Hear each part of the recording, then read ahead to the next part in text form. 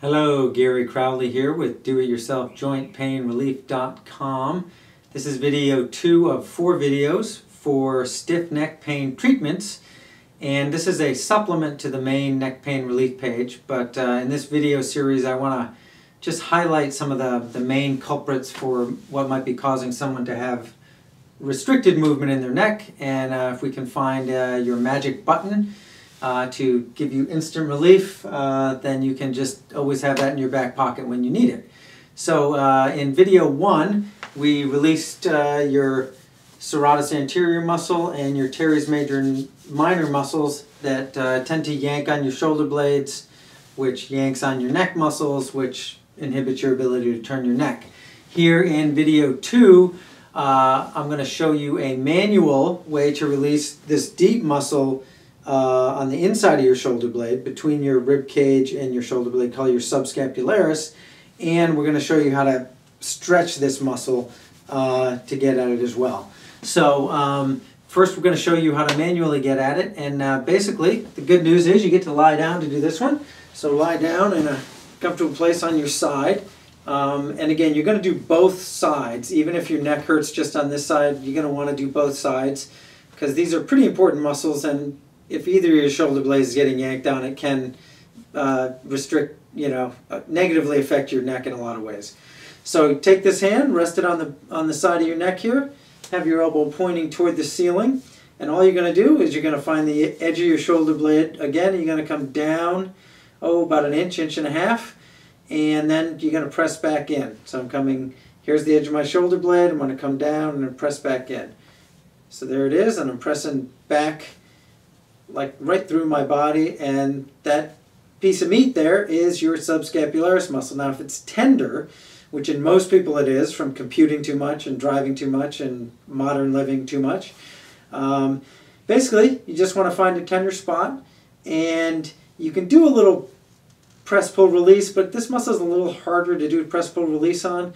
So like I show you on the techniques page, we're going to do a press hold move, and all I'm going to have you do is press on a tender spot and then flap your arm a little bit, get that muscle to move under your pressure. And you do that a little bit, it'll start to let go, and you kind of get what you can from that, and you'll feel it'll release, and then it won't give you, then it'll stop giving you anything. So then you can maybe reach over your head, feel that muscle tissue move under this way. Now this is one of my kind of favorite.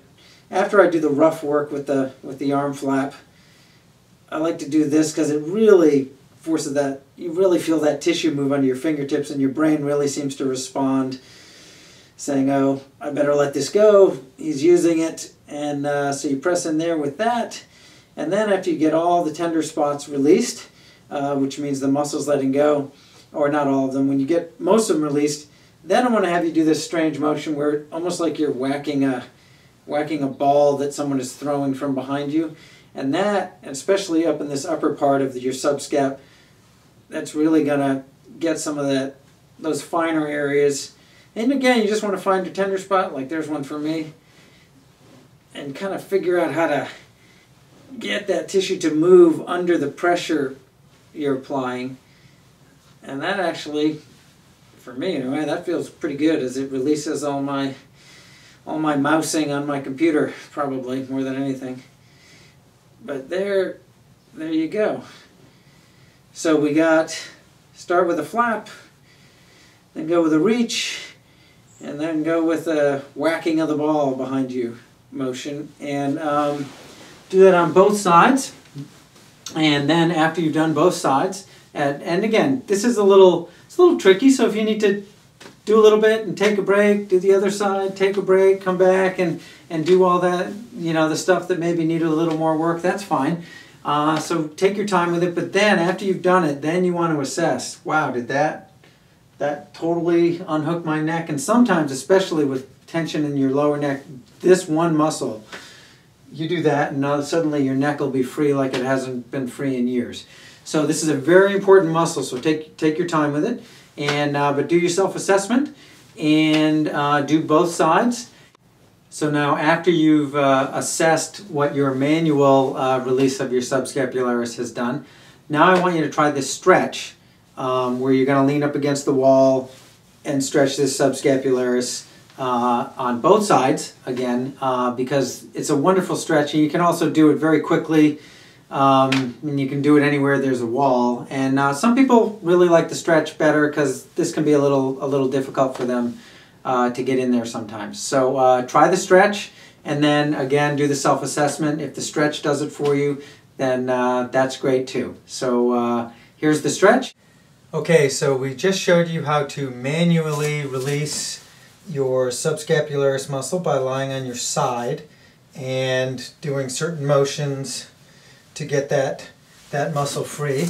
And that's a very effective way to do it if that works for you. But another way to do it is to do this subscapularis stretch that I love, because you can kind of just take a second and do it whenever you feel like it. If you've been mousing too much or driving too much, then it's a quick way to get at that subscapularis. And all you're going to do is you're going to take your hand and put it basically behind your head on your neck, so it's nice and secure in there.